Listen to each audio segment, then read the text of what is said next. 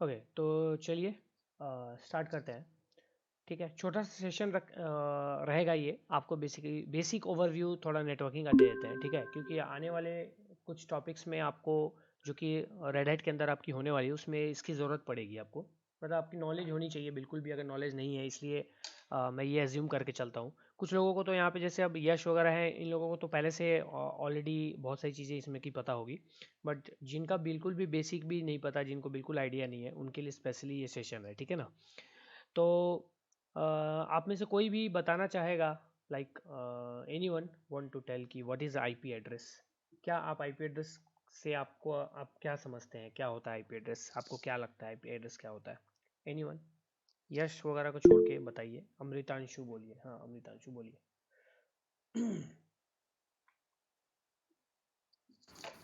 Sir IP address हमारा internet protocol होता है सर, जो कि हमें एक बेसिकली कि एड्रेस प्रोवाइड किया जाता है सर हमारे इंटरनेट सर्विस प्रोवाइडर के थ्रू। इससे कि बेसिकली हम अपने इंटरनेट पर सर्फ कर सकते हैं सर, जिससे कि अगर हम कोई भी चीज़ पे अगर विजिट करेंगे तो हम उसी एड्रेस के थ्रू उस पर सर्फ करेंगे। ओके, ठीक है। Any one else? यस गौरव बोलो। सर सिंपल लैंग्वेज में कहूँ तो आईपी एड्रेस आपका एक तरह से एड्रेस ही हो गया सिस्टम का, हम्म। right? जिससे आप आइडेंटिफाई करते हैं कि कौन यूजर क्या टास्क, किस यूजर ने ये परफॉर्म किया, इंटरनेट पे हम्म। पहचान है एक हम्म। IP address. सर ये आईपी एड्रेस ना लॉजिकल एड्रेस है। ये हम्म। जनरली दो टाइप के होते हैं, डायनेमिक और स्टैटिक। डायनेमिक वही है जो, डायनेमिक यही है सर जो पल पर में चेंज होते रहते हैं। अगर देखोगे आप इंटरनेट पे अपना आईपी एड्रेस सर्च करोगे, what is my IP, right, तो जो हम्म। आईपी एड्रेस दिखाता है ना, वो आपका स्टैटिक नहीं, डायनेमिक आईपी एड्रेस है। अच्छा, स्टैट स्टैटिक कौन सा होता है? स्टैटिक वो होता है सर जो आपको आपके सर्विस प्रोवाइडर के थ्रू प्रोवाइड किया जाता है, पर्टिकुलर आईपी एड्रेस आपकी असाइन होती है। तो डायनेमिक जो तुम बोल रहे हो, वो भी तो सर्विस प्रोवाइडर ही देते हैं। वो भी तो आईएसपी ही देती है, जो आप व्हाट इज माई आईपी पे देखते हो। हाँ बट सर ये चेंज होता रहता है। अच्छा, ये चेंज होगा, मतलब वो फिक्स रहेगा, राइट? हाँ ठीक है, ओके, ठीक है। Anyone else? कोई बोलना चाहेगा? सर इसमें मैं भी कुछ बोलना चाहूँ, बोलो सर। बोलो बोलो बोलो। आईपी एड्रेस सर जनरली ना दो कैटेगरी में फाउंड आउट होता है, IPv4, हम्म। आईपी इंटरनेट प्रोटोकॉल वर्जन 4, हम्म। और एक है IPv6 इंटरनेट प्रोटोकॉल वर्जन 6। बस ठीक सर है, इसमें साइज का ही डिफरेंस होता है। ठीक है, जो ठीक है। आपका, yes। ठीक है गौरव, ओके। और कोई? Anyone else? कोई बोलना चाहेगा तो बोल सकता है, माइक ऑन करके। सर आईपी एड्रेस से हम किसी भी डिवाइसेस को हम्म। नेटवर्क में यूनिकली आइडेंटिफाई करवा सकते हैं। हम्म। और ये दो टाइप का ही होता है, IPv6 और IPv4। हम DHCP से डायनामिक आईपी एनेबल करवा सकते हैं, और हम्म। स्टैटिक आईपी हम लोग खुद देते हैं, लाइक नेटवर्क एडमिनिस्ट्रेटर देता है, या फिर नेटवर्क एडमिनिस्ट्रेटर ही DHCP को भी एनेबल करता है। तो DHCP सर बेसिकली आपको सारे नेटवर्क पैरामीटर्स प्रोवाइड करते हैं, जैसे आपका आईपी एड्रेसेस प्रोवाइड करते हैं, डिफॉल्ट हम्म। गेटवे प्रोवाइड करता है, हम्म। सबनेट मास्क प्रोवाइड करता है, वैसा। ठीक है, ठीक है, ओके। ठीक है, तो चलिए, सबने आंसर किया। सबका आंसर ऑलमोस्ट, मतलब ठीक है, मिलता जुलता था, सही था, करेक्ट था। कुछ कुछ कंसेप्ट्स क्लियर नहीं है, जो मैं आपको अभी बताऊंगा। ठीक है, आपको समझाऊंगा कि क्या आपके कंसेप्ट क्लियर नहीं है, क्या आपके कंसेप्ट क्लियर होने चाहिए बेसिकली। ओके, उसको बताता हूँ, फिर आगे बढ़ेंगे। हम बहुत ज़्यादा डीप में नहीं जाएंगे, क्योंकि अगर नेटवर्किंग इन सब चीज़ के बीच में बहुत ज़्यादा अगर घुस गए, बहुत ही अंदर चले गए, फिर फिर क्या हो जाता है कि वो फिर काफ़ी ज़्यादा टाइम टेकिंग हो जाता है, ठीक है, क्योंकि बहुत ज़्यादा डीप है एक्चुअली ये चीज़ें। तो पहले आपको बेसिक थोड़ा समझाते हैं, फिर आगे की तरफ बढ़ते हैं। सबसे पहले तो है, मैं यहाँ पे एक बार नोटबुक ओपन कर लेता हूँ। एक सेकेंड रुक जाइए। ओके, तो हाँ जी, तो यहाँ पे हम सबसे पहले आईपी एड्रेस की बात कर लेते हैं। आईपी एड्रेस की बात कर लेते हैं। आई होप आपको स्क्रीन दिख रहा होगा शायद। एक सेकेंड। हाँ, स्क्रीन सबको दिख रहा है ना? मेरी स्क्रीन दिख रही है सबको? ठीक है, चलो। तो यहाँ हम आईपी एड्रेस की बात कर रहे थे। सबसे पहले तो बात करते हैं कि आईपी एड्रेस होता क्या है, ठीक है ना। आईपी एड्रेस इज नथिंग, ये जो होता है एक तरह का एड्रेस होता है, किसका एड्रेस होता है? कंप्यूटर का एड्रेस होता है। कंप्यूटर का एड्रेस, जैसे हमारा आपका किसी का भी एक एड्रेस होता है, जैसे मुझे अगर आपके घर पहुंचना है तो मुझे आपका एड्रेस चाहिए होगा, ठीक है, then only I can reach your home. Same उसी तरीके से अगर आपको किसी कंप्यूटर से कनेक्ट होना है, किसी भी कंप्यूटर से कनेक्ट होना है ओवर द नेटवर्क, उस केस में क्या होता है, आपको चाहिए एक आईपी एड्रेस, चाहिए होता है, ठीक है, दैट्स इट। अब यहाँ गाइस बात करते हैं कि ये दिखता कैसा है, किस तरह का होता है, कैसे एक्चुअली इसका एप्लीकेशन क्या है, किस तरीके से ये काम में आता है। देखो, अब जैसे मैं यहाँ पे मैं इसको थोड़ा सा डायग्राम के तौर पे बताता हूँ आपको, जो जनरली मैं बताता हूँ आपको। जैसे कोई बंदा है, ठीक है, कोई एक बंदा है, कोई एक यूज़र है, मान लो यहाँ पे कंप्यूटर ऑपरेट कर रहा है, ठीक है, ओके। यहाँ पे क्या है, एक दूसरा कंप्यूटर है, ठीक है, ये कंप्यूटर क्या करना चाहता है, इस कंप्यूटर से कनेक्ट करना चाहता है, ठीक है। तो कनेक्ट करेगा, ये उसका कनेक्टिंग पाथ हो जाएगा, ये जो आपका पाथ है ये पाथ हो जाएगा, ठीक है, ये आपका ये पाथ हो गया। अब ये जो पाथ है, ये जो आपका ये पूरा पाथ है यहाँ से लेके यहाँ तक का, इसी को हम आईपी एड्रेस बोलते हैं। ये जो पाथ हो गया ये आपका आईपी एड्रेस हो गया, सिंपल, ठीक है। इसका मतलब ये आईपी एड्रेस जिस पाथ से ये कनेक्ट कर पाएगा इस कंप्यूटर से, ये इसका आईपी एड्रेस हो जाएगा, इस कंप्यूटर का आईपी एड्रेस, ठीक है। तो अब इस कंप्यूटर से कनेक्ट करने के लिए क्या करेगा, ये इस पाथ से जाएगा यहाँ पे, और यहाँ पे एक गेट होता है छोटा सा, यहाँ पे आपका एक गेट होता है, ये सिंपल सा एक गेट हो गया, ठीक है, ये आपका गेट हो गया, ठीक है। गेट के आगे क्या होता है, यहाँ पे एक पहरेदार होता है आपका, ये पहरेदार होता है, सिक्योरिटी होता है, सिक्योरिटी गार्ड इसको बोल सकते हैं आप, जो जनरल केस में आप जो सिक्योरिटी गार्ड्स होते हैं वही होता है, ठीक है। एंड ये हमारा गेट हो गया, और ये हमारा हाउस हो गया, मान लो हाउस का एड्रेस ये आईपी एड्रेस हो गया, एंड ये हाउस एक कंप्यूटर है, ठीक है। अब कोई भी एक बंदा है, कोई एक यूज़र है, हैकर है, कोई भी है, इसके अंदर घुसने की कोशिश करेगा, तो आईपी एड्रेस इसको चाहिए होगा, जो उसका एड्रेस बताएगा इस कंप्यूटर का, कंप्यूटर बी का, ठीक है, कंप्यूटर ए है। अब वो जाएगा जब एंटर करने इस कंप्यूटर के अंदर में, तो दिक्कत क्या होगी, उसको यहाँ पे एक सिक्योरिटी गार्ड का सामना करना पड़ेगा उसको, जो बेसिकली क्या होगा, एक फायरवॉल, जिसको कि हम अगर टेक्निकली बोले तो इसको हम फायरवॉल बोलते हैं। तो उसको फायरवॉल से मिलना पड़ेगा पहले। फायरवॉल के अलग अपने कुछ रूल्स होंगे, ठीक है ना, अपने कुछ रूल्स होंगे, जिन रूल्स पे वो काम कर रहा होगा, लाइक किस तरह के पैकेट्स को, किस तरह के डेटा को, किस तरह के इंफॉर्मेशन को फिल्टर आउट करना है, किसको पास आउट करने देना है, किसको अलाउ करना है, किसको डिनाई करना है, ये रूल्स फायरवॉल के अंदर होंगे, ठीक है, अलाउ डिनाई का। तो अगर आपने इस रूल को फॉलो किया है या आप अलाउड हैं, अगर आप एक जनरल यूज़र हैं, हैकर नहीं है, अलाउड हैं, तो आप एंटर हो जाइएगा। एंटर होते ही आपको गेट मिलेगा, ये गेट जिसको आप बोलते हैं बहुत ही फेमसली पोर्ट, इसको आप पोर्ट बोलते हैं, यही पोर्ट होता है आपका कंप्यूटर का, जो पोर्ट होता है, नेटवर्क पोर्ट होता है, ये पोर्ट होता है। तो आप इस गेट के थ्रू ही आप इस सिस्टम में घुसेंगे, ठीक है। आपको एक गेट चाहिए होगा सिस्टम में, अगर आपको घुसना है तो you need a gate, without gate you can't enter a system, यानी वैसे ही without gate you can't enter the house, same system यहाँ पे अप्लाई होता है कि without a port you can't enter a system, और वो पोर्ट ओपन होना चाहिए आपका, अगर आपका ओपन है पोर्ट तभी आप उसमें घुस पाएंगे, अदरवाइज आप नहीं घुस पाएंगे, अगर क्लोज्ड है तो यू कैन नॉट इंटर, ठीक है। तो वही, अब जब हैकिंग केस में आते हैं हम, जब हैकिंग वगैरह की बात करते हैं, तो उस केस में क्या हो जाता है कि एक फायरवॉल होता है, तो उसको भी बाईपास करने की कोशिश की जाती है। एंड जब हमारा पोर्ट हमें मिलता है, अगर क्लोज पोर्ट मिलता है, तो हम ट्राई करते हैं कि अगर किसी तरीके से कुछ पहले तो फिल्टर्स को चेक करें कि ये हमें कोई रॉन्ग इन्फॉर्मेशन नहीं दे रहा, मतलब पोर्ट ओपन है बट फिर भी हमें क्लोज्ड है, या कुछ ऐसा रॉन्ग फॉल्स पॉजिटिव्स कुछ ऐसे दिख रहे हैं। अगर आपको पोर्ट ओपन दिख गया तो ये देखना पड़ता है कि भाई पोर्ट क्लोज है, फिर तो कोई बात ही नहीं है, फिर तो आपका वहाँ पर किस्सा खत्म हो जाता है। बाई चांस पोर्ट ओपन या फिल्टर्ड है तो देखा जाता है कि उसको हम बाईपास कर सकते हैं कि नहीं कर सकते हैं, बाईपास करके इस सिस्टम में एंटर कर सकते हैं कि नहीं कर सकते हैं। तो ये सीन पूरा यहाँ पे इसमें बैठता है, ठीक है। तो इस तरीके से ये काम करता है अपना।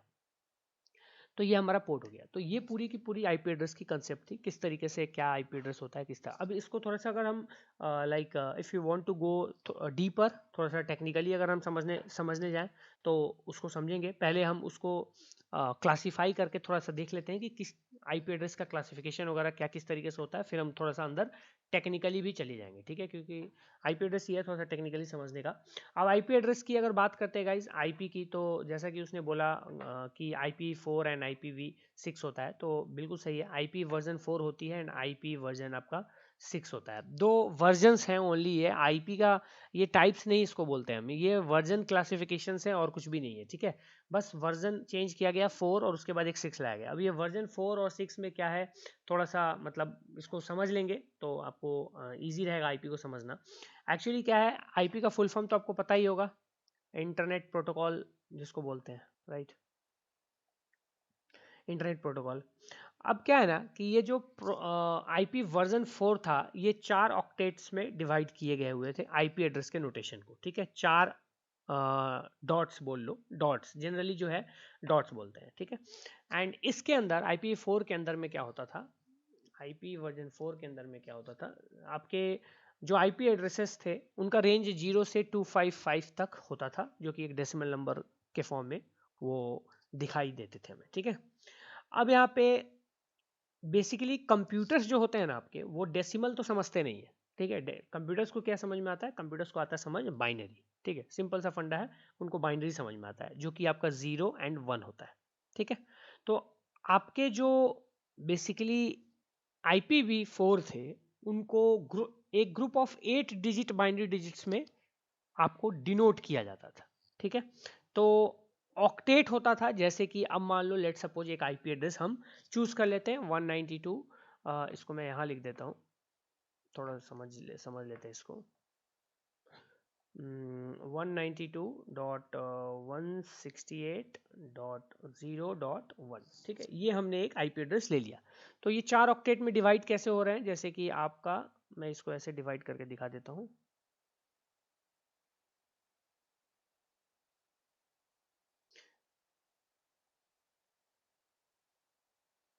ठीक है। आपका ऑक्टेट 1 ये हो गया, ऑक्टेट 2 ये हो गया, ऑक्टेट 3 ये हो गया, ऑक्टेट 4 ये हो गया, ठीक है। 4 ऑक्टेट में यहाँ पे डिवाइड कर दिए जाते थे। जो एक पार्ट है आपका, उसको बाइनरी ऑक्टेट कहते हैं, मतलब हर एक पार्ट को क्या बोलते हैं हम, इसको बाइनरी ऑक्टेट बोलते हैं, बाइनरी ऑक्टेट बोलते हैं, ठीक है। हर एक पार्ट को क्या बोला जाता है, बाइनरी ऑक्टेट, ठीक है।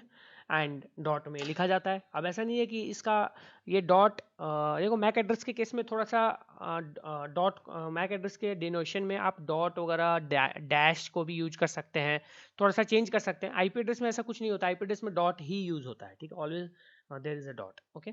अब ये डिवाइड जो हुआ है, ये जो ये जो बाइनरी डिजिट्स की डिविडेशन हुई है, ये कैसे हुई है, ये भी मैं आपको थोड़ा सा समझा देता हूँ, ठीक है। इसका एक सिंपल सा टेबल होता है, एक टेबल आपने शायद पढ़े पहले, अगर आप कॉलेज वगैरह में होंगे तो आपको थोड़ा ऑलरेडी आइडिया होगा, आपको आपने पढ़ा होगा। टेबल बनाना बहुत आसान होता है इसका, इसको रटने की ज़रूरत नहीं है, इसको बस दिमाग में बैठा लेना है टेबल बनाने का कैसे बनता है ये। बहुत लोग इसको रटते हैं फिर भूल जाते हैं, अगर दिमाग में रहेगा तो भूलोगे नहीं, ठीक है। अब यहाँ से क्या कर देते हैं, 1 2 3 4 5 6 7 एंड 8, ठीक है, हो गया। अब इसको डिवाइड कर दो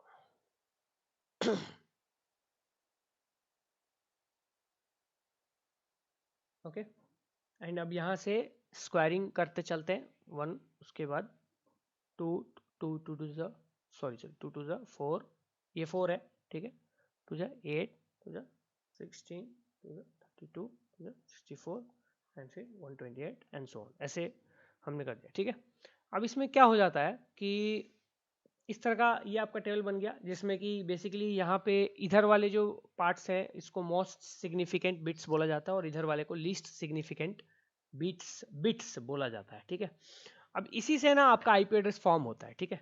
और उसकी बाइनरी डिनोशन जो होती है, बेसिकली जो आप बाइनरी में डिनोट करते हो, वो वहाँ पे आपका दिखता है कि क्या आपका कौन से डेसिमल को बाइनरी में कन्वर्ट करने का, ये तरीका आपने खैर पढ़ा होगा। तो मैं इसको थोड़ा सा आपको थोड़ा सा बता देता हूँ यहाँ पे। जैसे कि अभी देखो, जैसे 192 ये जो आपका ऑक्टेट आया, ये 192 का क्या बाइनरी फॉर्म हो जाएगा, आपको सिंपली आपको यहाँ पे देखना है सीधा सीधा 192 किस किस से मिलके बना हुआ है 192, ठीक है। तो यहाँ पे सिंपली यहाँ पे अगर आपको देखेंगे 128 एंड +64 को अगर ऐड करते हैं आप तो क्या हो जाता है, 128 + 64 को अगर आप ऐड करते हैं तो ये बन जाता है 192, ठीक है। यानी आपको 1 एंड 1 इस नो पोजीशन के नंबर्स को आपने ऐड किया डेसिमल को, एंड आपका 192 डेसिमल नंबर आ गया। तो इसका बाइनरी नोटेशन क्या हो जाएगा, सिंपल 1 1, ये दोनों 1 1 तो हो ही जाएंगे, और बाकी हमारे यूज में नहीं आए तो बाकी सारे कितने हो जाएंगे, 0 हो जाएंगे। 8, ठीक है, 8 होने चाहिए टोटल, 1 2 3 4 5 6 7 8, ठीक है, हो गया। तो ये यहाँ पे आपका बाइनरी नोटेशन हो गया 192 का। सेम वही 168 में भी सेम उसी तरीके से। अब आपको देखना है भाई कि 168 कैसे होता है, तो 168 के लिए 128 एक तो इसकी जरूरत पड़ेगी 128 का, एंड फिर इसमें तो ये ज़्यादा ज़्यादा होके हो जाएगा तो 32 हो जाएगा, एंड फिर 16 तो आएगा नहीं, फिर 8 आएगा तो ये 8 हो जाएगा। ये तीनों मिला के क्या बन जाएंगे, 168 हो जाएगा, ठीक है, सिंपल। तो ये तीन मिलके बन रहे हैं, तो अब 168 का बाइनरी नोटेशन क्या हो जाएगा, पहला तो 1 हो जाएगा, दूसरा में जरूरत पड़ा नहीं तो 0 हो जाएगा, तीसरा का जरूरत पड़ा तो 1 हो जाएगा, फिर चौथे की जरूरत नहीं पड़ी फिर 0 हो जाएगा, फिर पांचवे की जरूरत पड़ी 1 हो जाएगा, और लास्ट के 3 0 0 0। तो ये हो गया हमारा 168 का 10 10 1 0 0। इस तरीके से बाइनरी नोटेशन, इस तरीके से बाइनरी नोटेशन फॉर्म होती है। तो ये मैंने आपको जस्ट बताया, इसकी कोई ऐसे कोई रिक्वायरमेंट नहीं थी अभी, ठीक है कि बाइनरी नोटेशन किस तरीके से की जाती है जो आईपी एड्रेस के ऑक्टेट्स होते हैं उनका। तो बेसिकली क्या हो जाता है कि ये इसको आईपी एड्रेस को आप क्या बोलते हैं, 32 बिट का एक नंबर है आपका जो आईपी एड्रेस है, ठीक है। एंड टोटल जो आईपी एड्रेसेस जो असाइन की जाती हैं, की जा सकती हैं अब तक, वो होता है 2 to the power 32, क्योंकि बाइनरी ऑक्टेट एंड 32 बिट का ये नंबर है, इसलिए 2 to the power 32 बिट यहाँ पे इसको 32 devices basically you can say कि इतने डिवाइसेस जो है 2 to the power 32 devices maximum, यानी मैक्सिमम आईपी एड्रेसेस जनरेट हो सकती है, जो कि अप्रॉक्स जो आती है वो 4 बिलियन के आसपास आती है, ठीक है, अप्रॉक्स 4 बिलियन। एंड आज के टाइम में इंटरनेट इनेबल्ड डिवाइसेस 4 बिलियन को ऑलरेडी क्रॉस कर चुकी है, 4 बिलियन डिवाइसेस ज़्यादा इंटरनेट इनेबल्ड डिवाइसेस है। एंड इसी वजह से क्योंकि हमारी IPv4 ख़त्म हो चुकी है, हमारी IPv4 ऑलरेडी एग्जॉस्ट हो चुकी है हमारी, so we need IP version 6, इसलिए हमें ज़रूरत पड़ी IP वर्जन 6 की। अब यहाँ बात करते हैं IP वर्जन 6 में क्या, कुछ नहीं है। IP वर्जन 6 में लेंथ को बढ़ा दिया गया है, 128 बिट कर दिया गया है IP, जिसकी वजह से होता क्या है कि अब यहाँ पे जो max total number of IP address आपको मिलेगी 1 to the power 2 to the power 128 मिलेंगी। एंड ये जो 128 है, इसको जब आप अगर कैलकुलेट करोगे 2 to the power 128 कितना होता है, तो वो मतलब वो अरबों खरबों में आपकी आईपी एड्रेसेस आएगी, बहुत ज़्यादा नंबर ऑफ आईपी एड्रेस आएगी। तो उतनी ज़्यादा डिवाइसेस नहीं है हमारे इंटरनेट मतलब हमारे नेटवर्क में अभी तक पूरे वर्ल्ड में, ठीक है।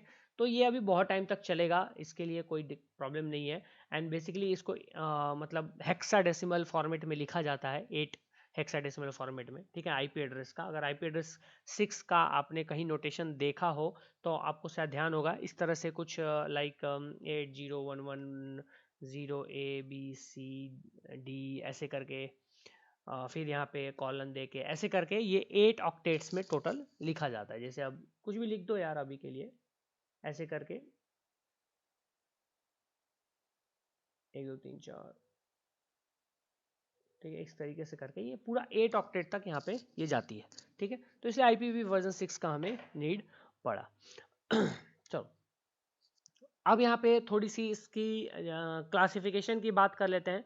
बेसिकली हम क्लासेस की बात कर लेते हैं आईपी एड्रेस की। तो अगर आईपी एड्रेस की क्लासेस की बात करें तो generally there are 5 types of IP classes, जिसमें कि आपका क्लास ए आता है, क्लास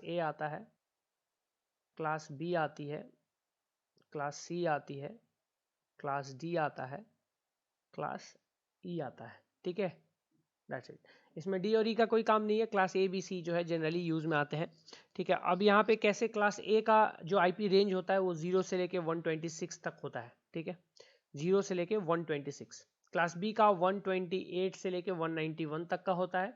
क्लास सी का आपका 192 से लेके 223 तक होता है। जो आप जनरली आईपी एड्रेसेस यूज़ कर रहे होते हैं, जो प्राइवेट आईपी एड्रेसेस आप यूज़ करते हैं, वो आपकी क्लास सी आईपी एड्रेस के अंदर ही फॉल करता है। क्लास डी जो है आपका 224 से लेके 239 तक होता है, एंड क्लास सी जो है 240 से लेके आपका लास्ट जो रेंज है 254 वहाँ तक आपका होता है।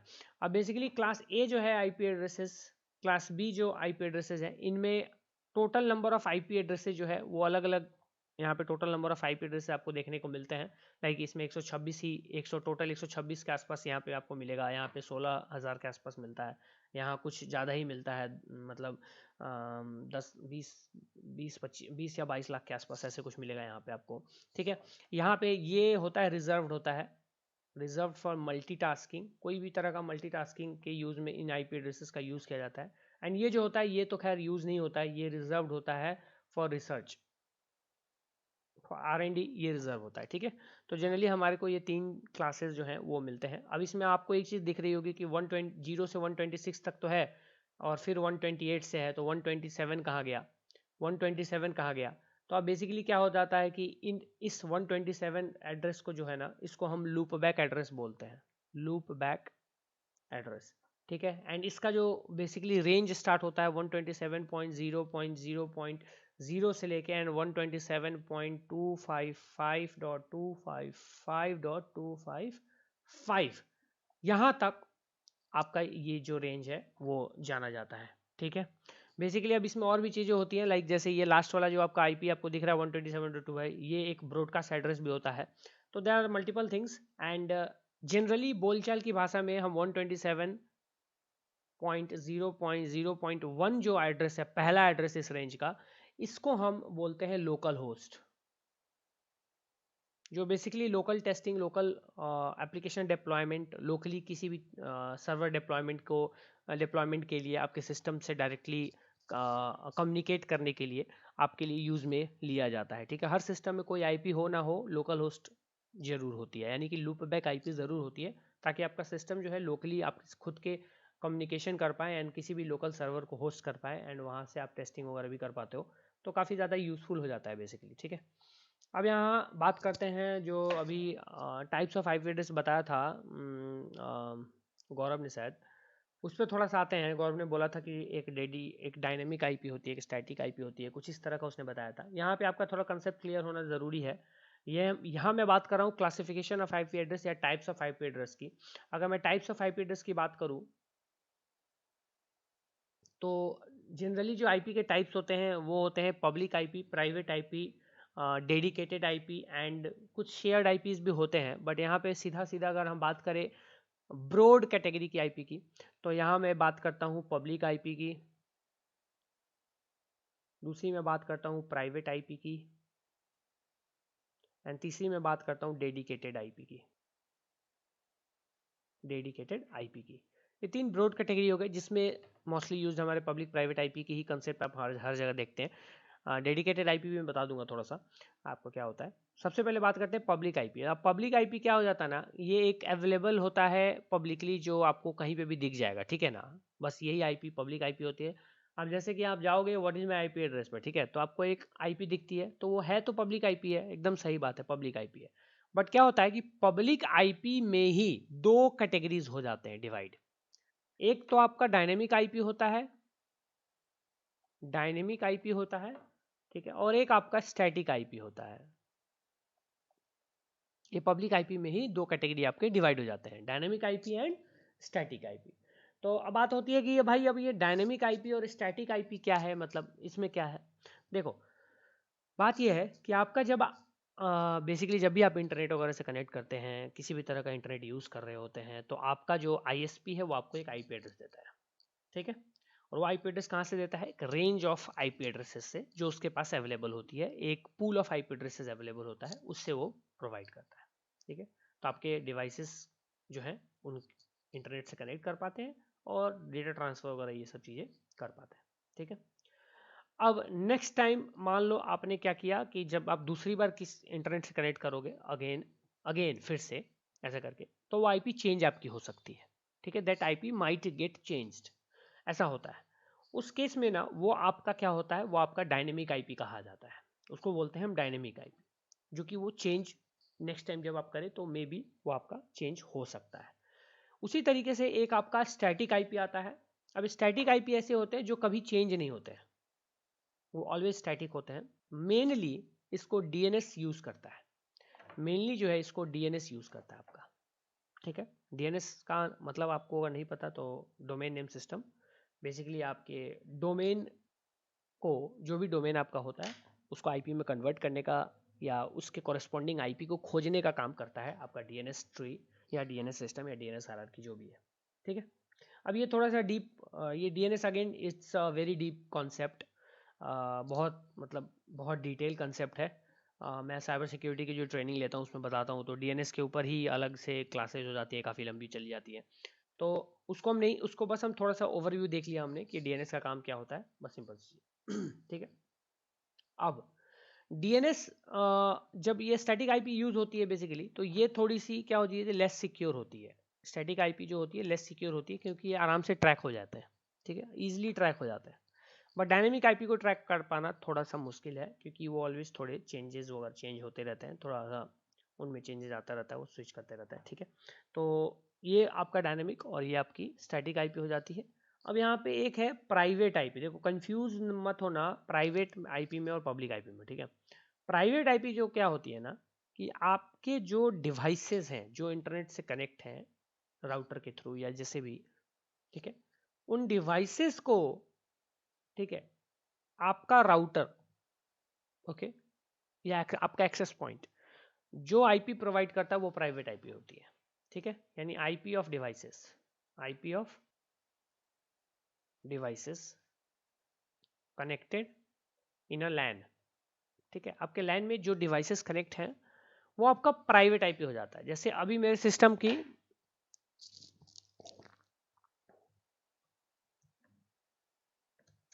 मैंने आईपी और आईपी कॉन्फ़िग किया, यहाँ पे मुझे एक वायरलेस लैन एडाप्टर का एक आईपी एड्रेस मिला यहाँ पे 192.168.29.43, ठीक है।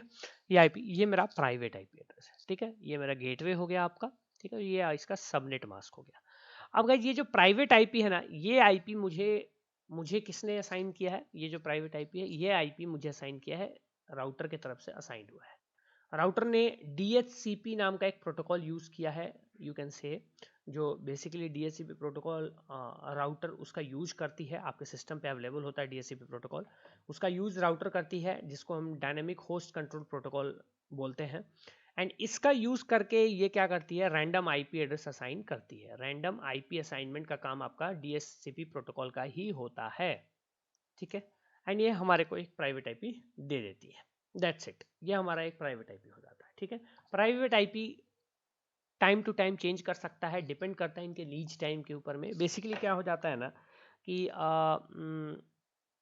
एक सेकेंड मैं देखता हूँ।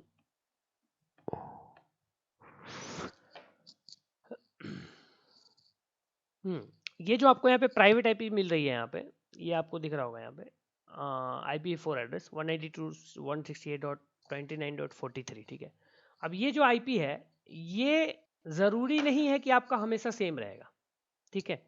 इसको मैं यहाँ लिख ही देता हूँ 192.168.29.40, ये मेरा प्राइवेट आईपी है, ठीक है।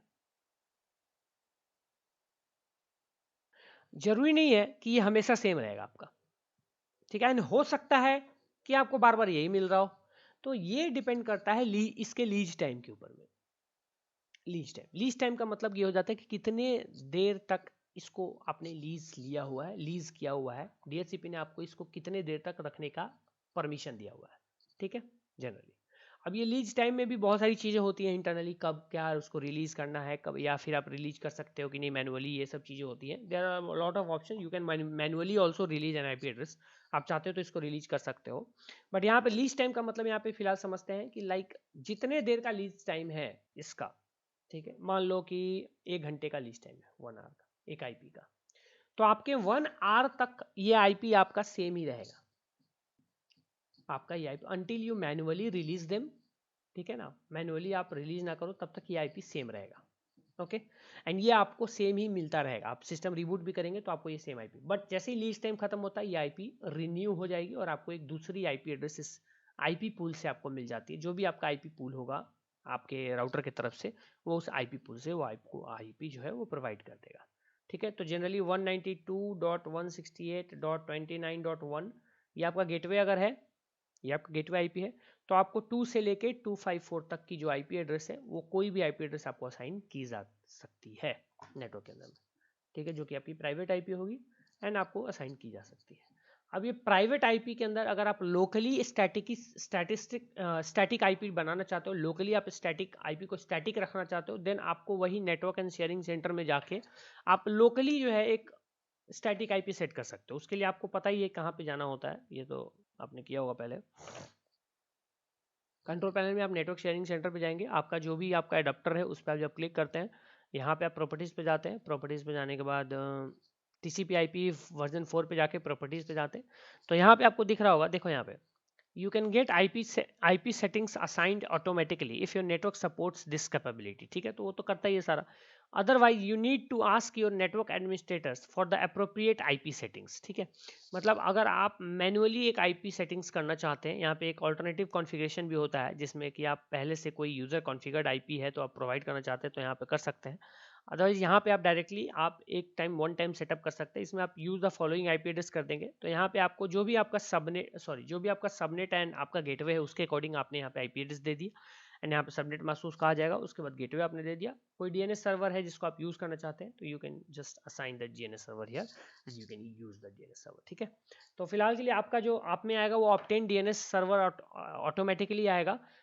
ठीक है ना, मैंने यहाँ पे थोड़ा सा ये यूज़ किया हुआ है, मैनुअल थोड़ा सा यूज़ किया, इसका भी कुछ रीज़न था तो उसमें मैंने डाला हुआ है। ठीक है, तो ये आपका बेसिकली यहाँ पे आप मैनुअली जो है उसको असाइन करके एंड यहाँ पे आप यूज़ कर सकते हैं।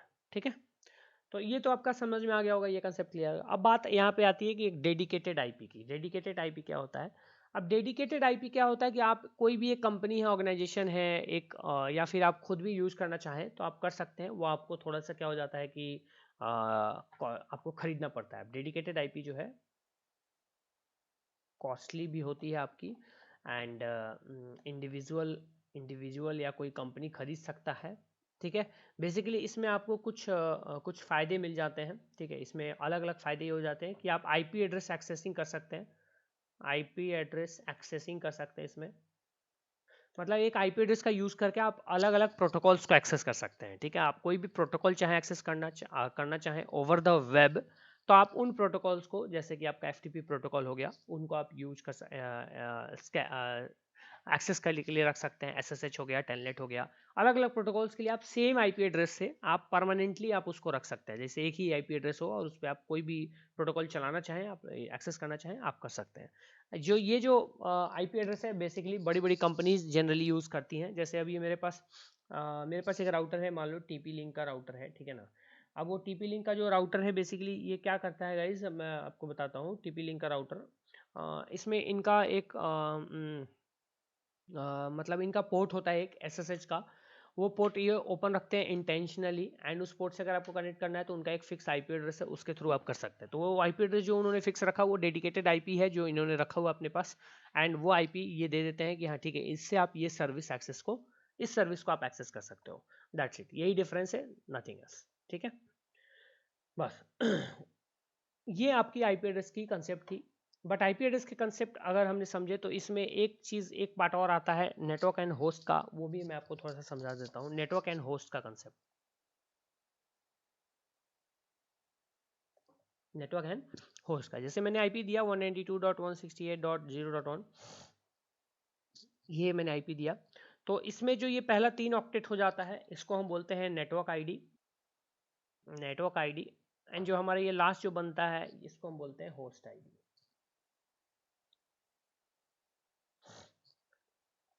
इसको हम बोलते हैं होस्ट आईडी। ठीक है, अब ये तो नेटवर्क होस्ट हो गया। अब यहाँ पे जब आईपी की बात करते हैं ना तो आप लोगों ने देखा होगा,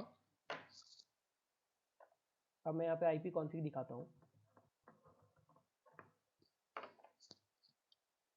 जब आईपी की बात करते हैं तो यहाँ पे आप लोगों ने एक सबनेट मास्क करके देखा होगा। ठीक है, अब इसमें काफ़ी लोग थोड़ा कंफ्यूज होते हैं, काफ़ी लोगों को समझ नहीं आता सबनेट मास्क के बारे में, ठीक है, बट इतना कुछ है नहीं सबनेट मास्क। देखो थोड़ा सा हम सबनेट मास्क के बारे में समझ लेते हैं कि सबनेट मास्क एक्चुअली में क्या होता है, ठीक है। सबनेट मास्क जो होता है ये बेसिकली सबनेटिंग के थ्रू प्रोवाइड किया जाता है। सबनेटिंग एक तरीका है, एक प्रोटोकॉल है, एक वे है, ठीक है ना। इसका मतलब, सबनेटिंग का मतलब होता है ना कि dividing a huge network into smaller networks, ठीक है, बस यही चीज़ है। अगर आप किसी एक ह्यूज नेटवर्क को स्मॉलर नेटवर्क्स में डिवाइड करते हैं तो वो सबनेटिंग कहा जाता है, उसको सबनेटिंग कहा जाता है। सबनेटिंग का यूज़ किया जाता है नेटवर्क को आइडेंटिफाई करने के लिए, होस्ट को आइडेंटिफाई करने के लिए, एंड किसी तरह की भी कोई भी प्रोसेस अगर है उसको आइडेंटिफाई करने के लिए हमारा सबनेटिंग का काम होता है, ठीक है। मतलब नेटवर्क, होस्ट, किसी तरह का प्रोसेस, ये सब सबनेटिंग का काम है, ठीक है। अब बात करते हैं सबनेटिंग ये आया कहाँ से, किस तरीके से ये सबनेटिंग आता है, मतलब किस तरीके से ये आता है। मतलब इस नेटवर्क आईडी और होस्ट को डिफाइन अगर कोई करे, डिफाइंड बाई, तो इसको हम सबनेट्स ही बोलते हैं, ठीक है। अब जैसे मेरे पास एक आईपी है 192.168.0.1 एंड सबनेट इसका है 255.255.255.0, ये सबनेट है। अब इस सबनेट का मतलब क्या हो जाता है, आप थोड़ा समझिए एक लेमन लैंग्वेज में। इस सबनेट का मतलब है कि आपका ये जो पहला 3 ऑक्टेट है ये ऑलरेडी मैक्सिमम आईपी जो असाइन हो सकती है, जो लिमिट है उसको क्रॉस कर चुकी है, उस लिमिट को पहुंच चुकी है। अब इसमें कुछ नहीं हो सकता, ये 256 नहीं हो सकता, ये 257 नहीं हो सकता है, 258 नहीं हो सकता, क्योंकि मैक्सिमम रेंज ही 255 है, मैंने आपको ऑलरेडी बताया हुआ है, ठीक है। तो ये ऑलरेडी एट द मैक्स, ये already are there at the max. इसका मतलब है इसके कॉरेस्पॉन्डिंग जो आईपी ऑक्टेट है ये आपकी चेंज नहीं हो सकती है, क्योंकि अगर आप आईपी ऑक्टेट चेंज होती है तो आईपी तो सबनेट ऑक्टेट भी चेंज होगा, एंड उस वजह से ये हमारे नेटवर्क के अंदर एक कन्फ्यूजन पैदा कर देगी, कॉन्फ्लिक्शन पैदा कर देगी। ये पॉसिबली, मतलब ना तो थियोरेटिकल पॉसिबल है ना प्रैक्टिकली पॉसिबल है। अकॉर्डिंग टू द रूल्स, जो रूल है आईपी एड्रेस के सबनेटिंग के, वो फिर गलत हो जाएगा, जो जो किसी ने बनाया होगा या जो आज तक आपने पढ़ा होगा।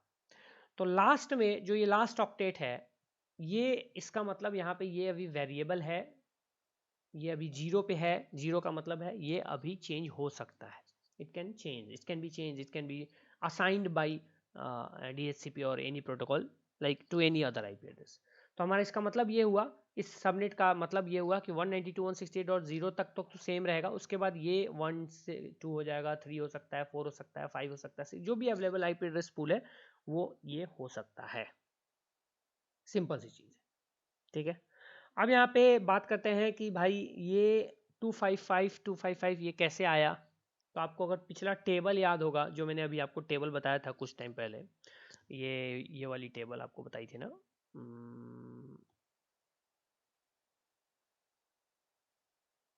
ये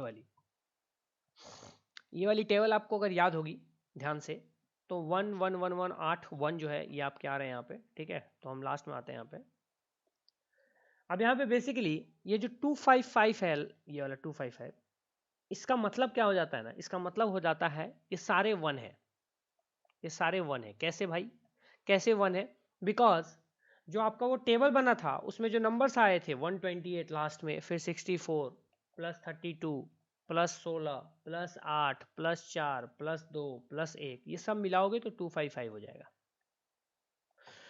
ठीक है। ये सब जब आप ऐड करोगे ना तो ये 255 ही आता है। यानी अगर कोई नंबर 255 है तो यानी 1 इंटू 8, उसका बाइनरी जो नोटेशन आप बोलोगे 1 इंटू 8 हो गया, यानी सारे 1 आपके यहाँ पे हो जाते हैं, सारे 1। उसी तरीके से सारे 1 ये आपके यहाँ पे इस तरीके से हो जाते हैं, ओके। उसी तरीके से ये भी आपका सारा 1 हो जाता है, ये भी आपका 1 हो जाता है, ठीक है। यानी कि ये हो जाता है 1 इंटू 8, 1 इंटू 8 एंड 1 इंटू 8, बस ये होता है। अब इससे आपको एक चीज़ समझ में आएगी कि 1 इंटू 8 क्या हो जाता है, 8 हो जाता है। 1 इंटू 8 क्या हो जाता है, 8 हो जाता है। 1 इंटू 8 क्या हो जाता है, 8 हो जाता है। अब यहाँ पे 8 8 एंड 8, 3 8, तो 3 8 इज इक्वल टू क्या हो जाता है, अगर तीनों 8 को हम अगर प्लस करते हैं तो 8 8 16 एंड 8 24 हो जाता है, ठीक है भैया। एंड 24 से आपको अगर कुछ याद आया हो तो अच्छी बात है, नहीं भी आया हो तो कोई बात नहीं। यहाँ पे अगर आप प्लस आप करके 24 लिख देते हो, अगर आपको याद आया तो ठीक है, नहीं आया तो कोई बात नहीं। 24 बिट्स हो जाते हैं ये। और इसीलिए इस सबनेट नोटेशन को आप अगर आईपी रेंज क्लासिफिकेशन, अगर आप रेंज में आईपी रेंज के फॉर्म में लिखते हैं, या you can say CIDR form में आप लिखते हैं, जो कि एक आईपी रेंज को डिनोट करता है, तो उसमें एक नेटवर्क एड्रेस को, ठीक है ना, मतलब जो नेटवर्क एड्रेस होता है और एक सबनेट एड्रेस होता है, इन दोनों को मिला के अगर लिखा जाए, यानी कि हमने एक नेटवर्क भी लिखा और एक सबनेट भी लिखा, इन दोनों को अगर मिला दिया जाए तो इनको मिला के नोटेशन जो देते हैं वो कुछ ऐसा देते हैं, 192.168.0.0/24, कुछ इस तरह का। इसका मतलब हो जाता है कि पूरी आईपी इस नेटवर्क रेंज की, मतलब 0.1234525 तक पूरी रेंज, जितनी भी आपकी रेंज है वो पूरी रेंज की आईपी एड्रेस यहाँ पे आ जाती है। इसका मतलब यही होता है। तो ये हमारा सबनेट होता है, बेसिकली सबनेटिंग आपका ये हो गया। अब जैसे 192 हो गया, 168 हो गया, एंड यहाँ पे 1.2 हो गया, और इसको हम 255.255 डॉट यहाँ पे 0.0 में अगर डाल देते हैं इस तरह का कुछ, इसका मतलब है ये दोनों तो आपका मैक्सिमम अटेंड कर चुकी हैं, कुछ नहीं होने वाला इनमें। आपके ये जो दोनों है ये आपके डायनेमिक हो गए, एंड यानी कि इसमें आईपी की रेंज क्या होगी गाइस, इसकी रेंज बहुत ह्यूज हो जाएगी। इसकी रेंज क्या हो जाएगी, जैसे 192 और 168 तो वही रह जाएगा। अब ये 1.2 से लेके 254 तक तो जाएगा ही जाएगा, पहले ये 2, फिर ये भी जाएगा 254 तक, ये वाला जो ऑक्टेट है, समझ में आ रहा है। और ये 254 फिर इस कॉरेस्पॉन्डिंग सबसे एक एक करके एक नंबर बनाएगा, है ना, ये 254 तक के नंबर से कॉरेस्पॉन्ड करेगा और उतने आईपी एड्रेस जनरेट करेगा। इसका मतलब there is a huge IP address in this range. इसमें फिर बहुत ज्यादा आईपी एड्रेसेस हो गए, ठीक है, 192.168.1.2.3.4.5 ऐसे, फिर यहाँ पे 2.2 2.3 2.4, फिर ऐसे ऐसे करते करते ये आईपी रेंजेस यहाँ पे हमारे पास आ जाती हैं जनरली, ठीक है। इसी तरीके से अगर आप देखोगे,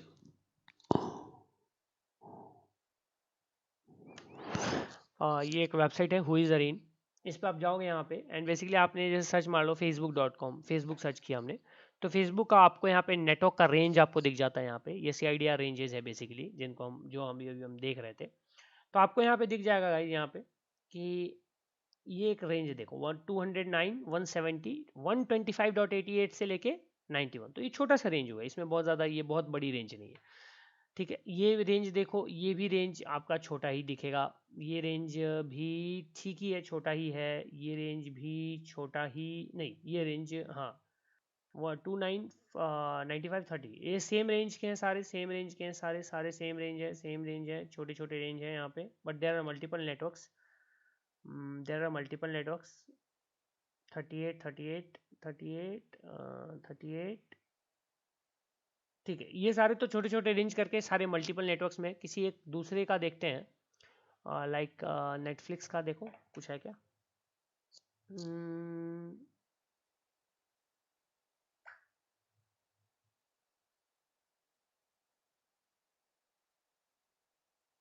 ये भी है, Google, let's see, Google Google Google, हाँ ये देखो, इसमें देखो इनका आईपी देखो, इसमें कैसे इनका इनका देखो 108.177.00 से लेके 108.177.127.255 यहाँ तक का इसका रेंज है।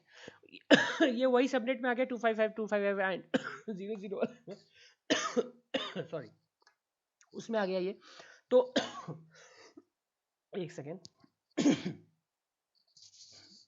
तो ये उस रेंज में आ गया। अब ये उस रेंज में आ गया, यहाँ पे ये ह्यूज आईपी एड्रेस, अब इसके देखना है ना, तो अभी देखो, जैसे अभी मैं देखता हूँ यहाँ पे, कहाँ गया,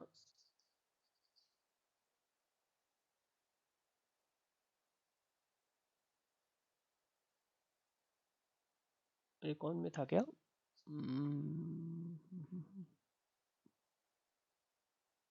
CIDR टू IP, चलो ठीक है, इसको एक बार देखते हैं।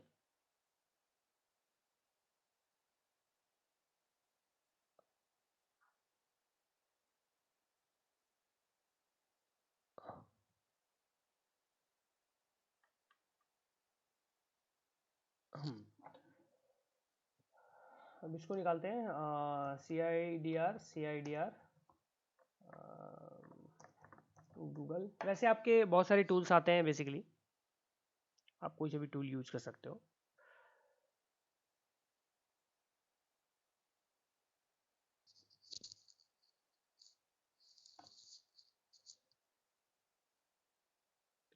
ये वाला आईपी रेंज, ये वाला मान लो आईपी रेंज है, इसको निकाल लेते हैं गूगल का। ये वाला CIDR रेंज है, इसको एक बार निकाल के देखते हैं यहाँ पे डाल के क्या होता है,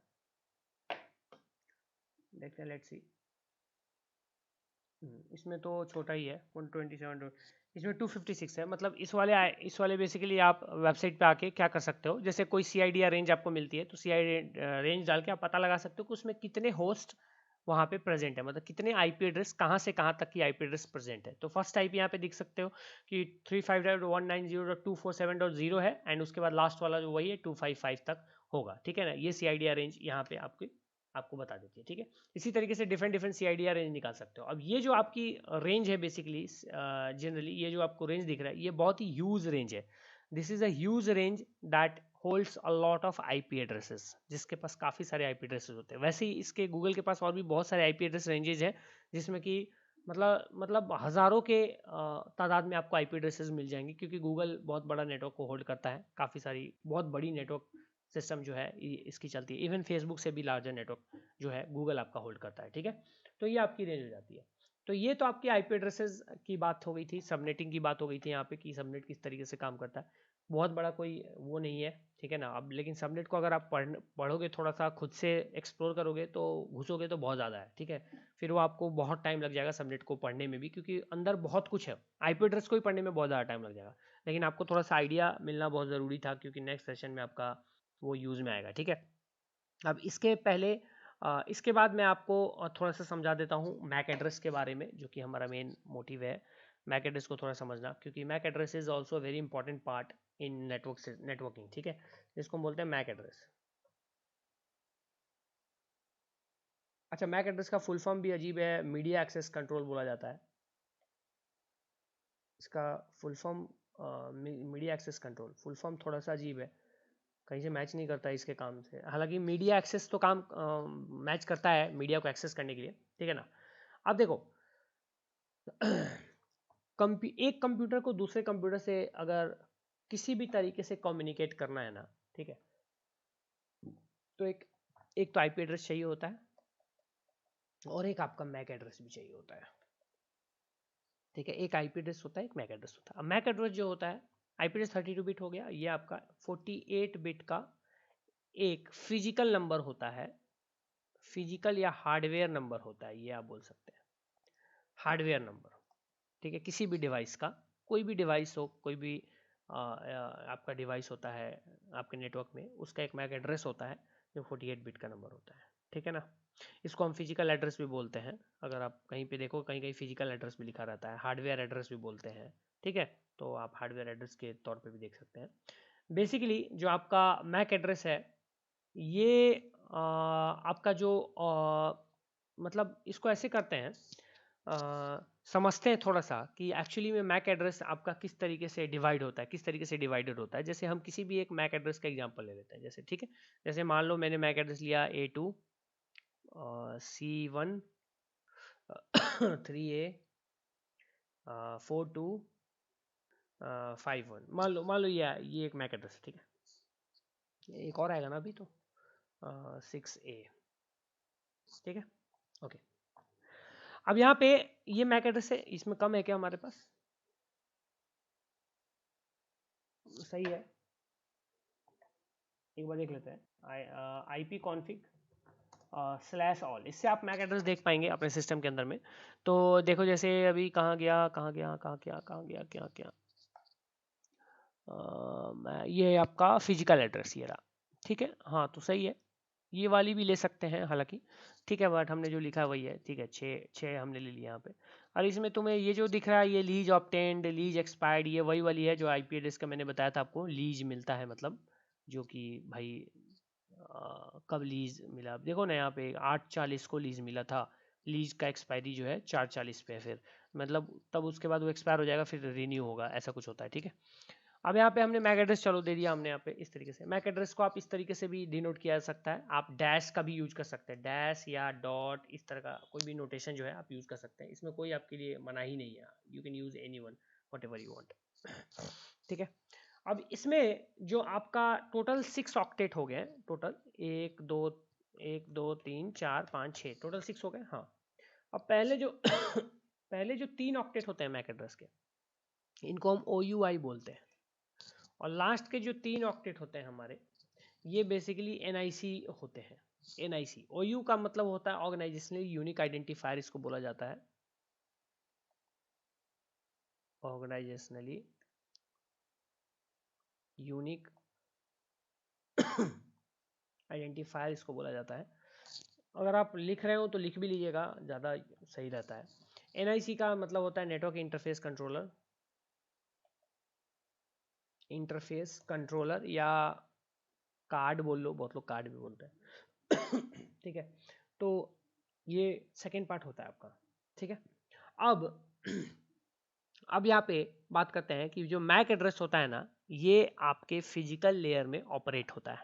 जो आपका फिजिकल लेयर होता है उसमें ऑपरेट होता है वैसे ही। अब फिजिकल लेयर में ऑपरेट होने के लिए यहाँ पे बेसिकली एक डेटा लिंक लेयर भी, एक आपने सुना होगा डेटा लिंक लेयर, आपने OSI में किसी ने डेटा लिंक लेयर सुना है क्या? डेटा लिंक लेयर के बारे में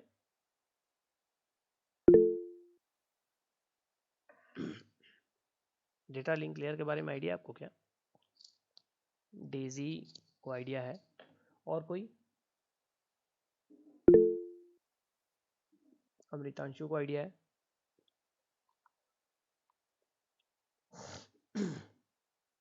यश को आइडिया है, ठीक है। MAC work on data link layer, अच्छा ठीक है ठीक है ठीक है, ओके। देखो, तो मैक एड्रेस जो होता है ना, बेसिकली ये काम करता है आपके, एक तरह का सब लेयर है डेटा लिंक लेयर का। ठीक है, एक तरह से you can say sub layer है। ठीक है, जैसे फिजिकल हो गया, डेटा लिंक लेयर हो गया, तो ऑब्वियसली एक लेयर दूसरे लेयर से कनेक्टेड होते हैं, तो ये क्या होता है, एक सब लेयर होता है डेटा लिंक लेयर का। ठीक है, अब बात करते हैं कि मतलब किस तरीके से सब लेयर होता है। जैसे डेटा लिंक लेयर जो होता है ना, 2 तरह के सब लेयर्स में डिवाइड होते हैं। एक जो होता है वो होता है लॉजिकल लिंक कंट्रोल, जिसको हम बोलते हैं LLC, और दूसरा जो होता है वो मीडिया एक्सेस कंट्रोल होता है, media access control sub layer, जिसको कि हम मैक बोलते हैं, तो मैक एड्रेस जो है वो media access control sub layer जो है ना ऑफ डेटा लिंक लेयर, उसी का पार्ट है, उसी के द्वारा यूज किया जाता है, वही उस सारा कुछ वो करता है। ठीक है, अब दुनिया में करोड़ों लाखों डिवाइसेस अवेलेबल हैं, ठीक है ना, तो मैक एड्रेस हर डिवाइस का यूनिक एड्रेस होता है अंटिल इट गेट्स स्पूफ्ड। जब तक कि आप उसको स्पूफ नहीं करते हैं, जो कि टेम्पोरली आप कर सकते हैं मैक एड्रेस को भी, IP एड्रेस को भी, तो सबका यूनिक मैक एड्रेस होता है। हार्डवेयर का एड्रेस होता है मैक एड्रेस, किसी सॉफ्टवेयर को नहीं मिलता है मैक एड्रेस। आपका लैपटॉप है, इसका मैक एड्रेस होगा, आपका कैमरा है, उसका मैक एड्रेस होगा। ठीक है, सॉरी। अब बात करते हैं यहाँ पे कि मैक एड्रेस हार्डवेयर को मतलब कैसे, किस टाइप की, मतलब क्या, कौन से हार्डवेयर को मतलब ये डब्बा है लैपटॉप, इसको मिल जाता है? नहीं नहीं, ऐसा नहीं है। ये जो डब्बा है उसको नहीं मिलता, ये जो ऊपर से प्लास्टिक का लगा हुआ है, ये लोहे का लगा हुआ है, कुछ भी, वो मैक एड्रेस नहीं होता है। आपका जो NIC होता है, नेटवर्क इंटरफेस कार्ड, जो आपके सिस्टम में बेसिकली, उसको मैक एड्रेस असाइन कर दिया जाता है IEEE की तरफ से। ठीक है, अब मैक एड्रेस जो है ये 12 डिजिट का एक हेक्साडेसिमल नंबर होता है, 12 डिजिट का हेक्साडेसिमल नंबर बोला जाता है, जिसको कि आप 6 बाइट बाइनरी नंबर भी बोल सकते हैं। ठीक है ना, अब यहाँ पे बात करते हैं कि इसका जैसे कि मान लो OUI जो आप जो मैंने आपको बताया था, OUI ऑर्गेनाइजेशनली यूनिक आइडेंटिफायर जो होता है, ये आपको बताते हैं कि विच कंपनी, कौन सी कंपनी ने इस मैक एड्रेस को असाइन किया है। OUI प्लस NIC होता है, तो ये तो आपका मैक एड्रेस जो एक्चुअल एड्रेस होता है वो हो जाता है NIC का, एंड ये जो है कौन सी कंपनी ने इसको बनाया हुआ है। ठीक है, यही आपको बताता है, जो पहला 3 डिजिट आपका होता है जो पहला 3 जो ऑक्टेट बेसिकली होते हैं वो आपको बताता है। ठीक है, अगर बात करें जैसे एक पॉपुलर OU है CC46D6, ये पहला 3 ऑक्टेट बहुत पॉपुलर एक OU है जिसको बेसिकली सिस्को का बोला जाता है, ये सिस्को ने मैन्युफैक्चर किया है। तो अगर आपको कोई भी मैक एड्रेस दिखती है जिसके स्टार्टिंग के 3 ऑक्टेट आपको अगर ये दिखते हैं, इसका मतलब आप समझ जाओ कि उसको सिस्को ने असाइन किया है।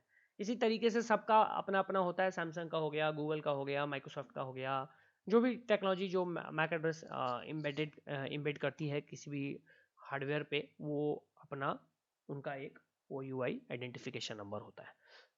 ठीक है, ये आपका। अब यहाँ बात करते हैं गाइज कि अगर आपको मैक एड्रेस देखना है तो वही सेम आपको IP config /all करना है।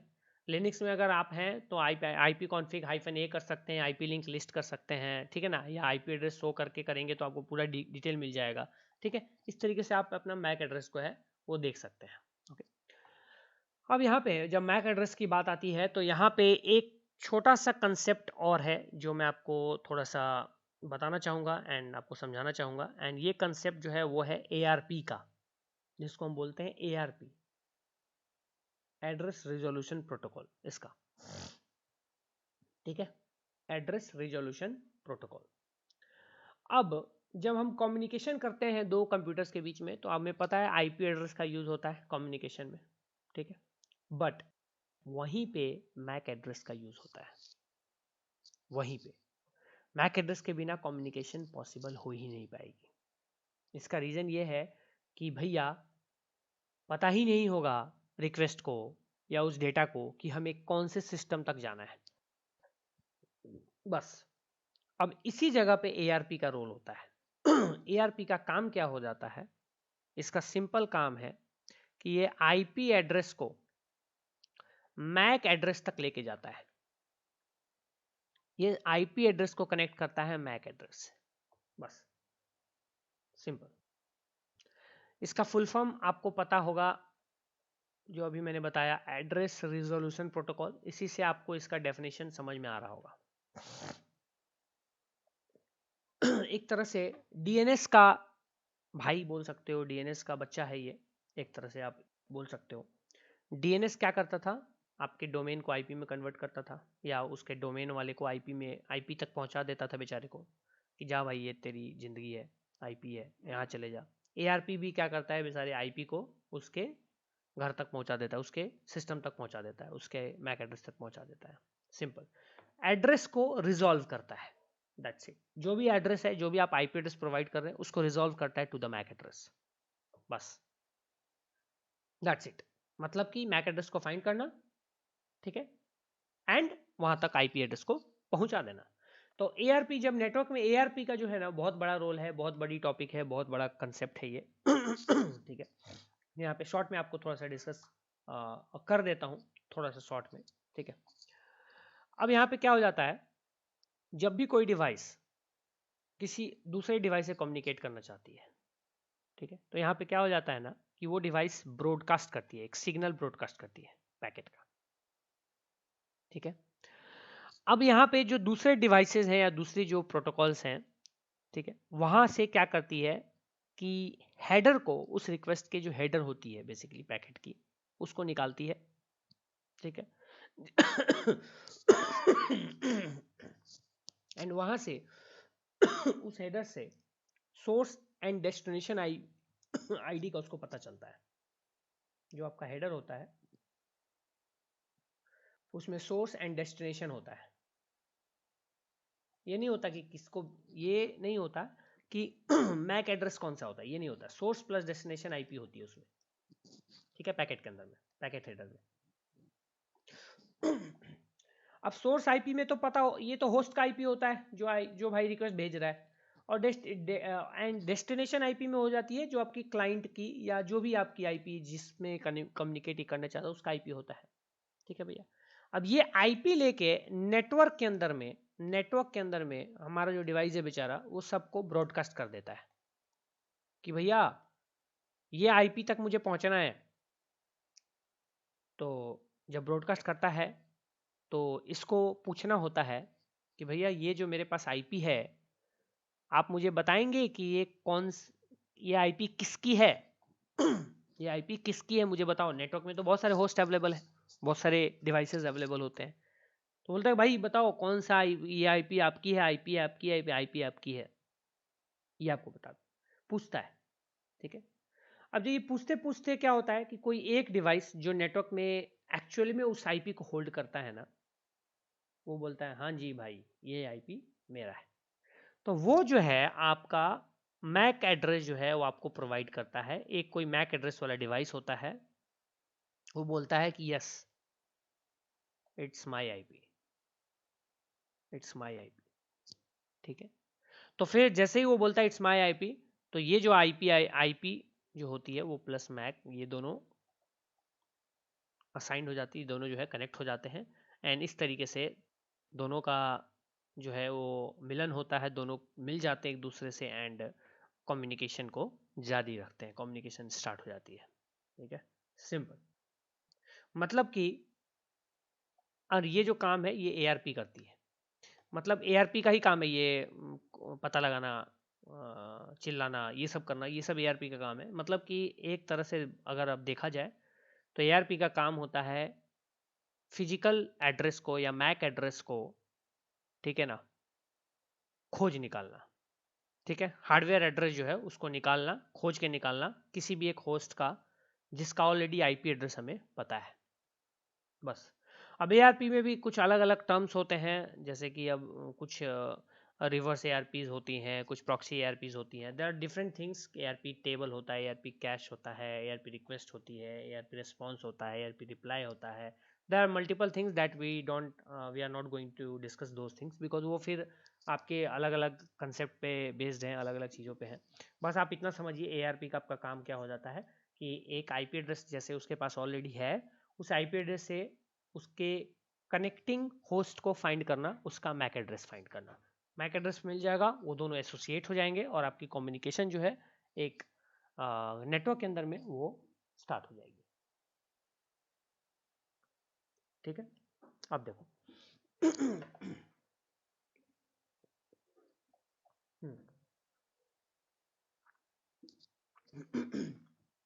तो हमने क्या देखा, हमने आईपी के बारे में देखा, हमने मैक के बारे में देखा, हमने एआरपी का भी थोड़ा सा समझा कंसेप्ट, डीएचसीपी का भी हमने समझ में आया कि कैसे आईपी असाइन करती है ये चीज़ें, डीएचसीपी जो है।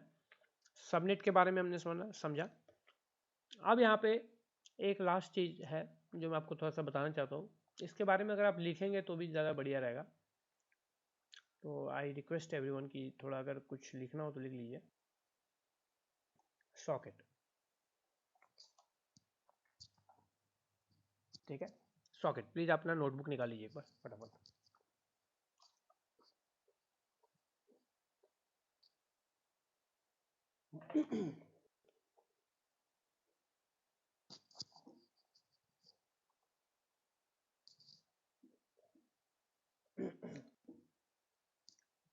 नोटबुक निकाल लीजिए क्योंकि आपको लिखना पड़ेगा। जिनका जिनका निकल जाए प्लीज़ बता दीजिएगा।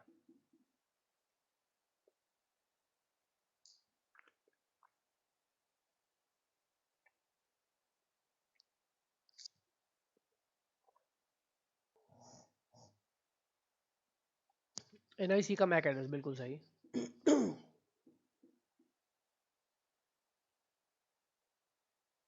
या MAC work on data link layer, absolutely correct, correct correct. Data link layer का सब लेयर है वो।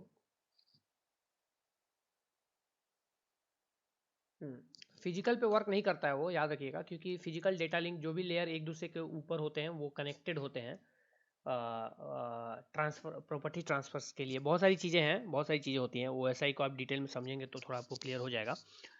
बट डेटा लिंक लेयर में एक्चुअली ऑपरेट वो करती है, ठीक है ना, सब लेयर में।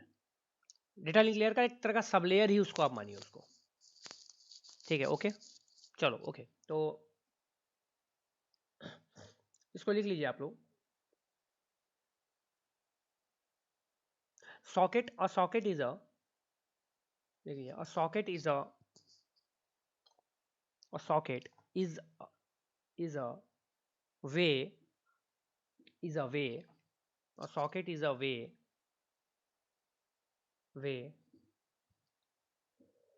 of communication of communication socket is a way of communication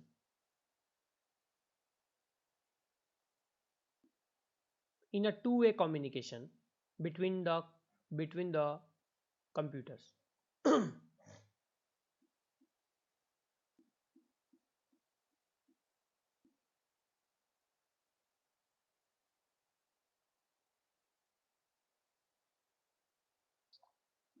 Socket is a way of communication in a two-way communication between computers on a network.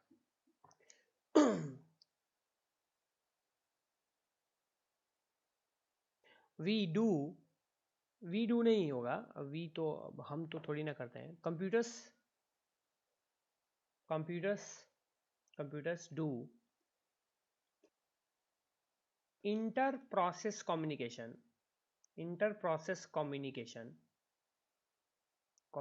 जिसको कि हम IPC बोलते हैं, IPC. computers do inter-process communication using sockets using sockets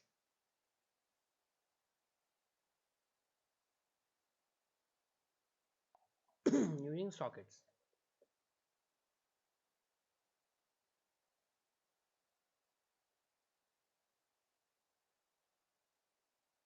Using sockets. A socket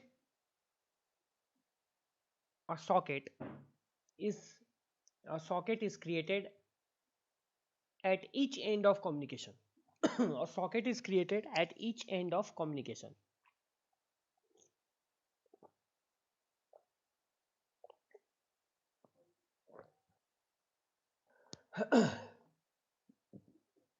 A socket is created at each end of communication.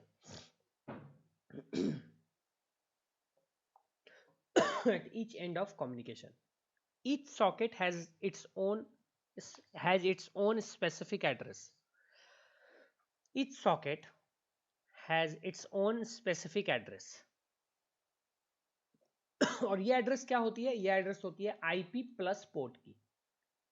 यानी जो IP plus port की आप combination देख रहे होते हैं एड्रेस की, वो एक तरह का सॉकेट एड्रेस ही होता है. each socket address is the combination of IP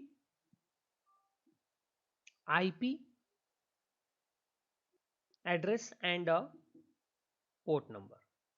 IP address and a port number. IP address and a port number.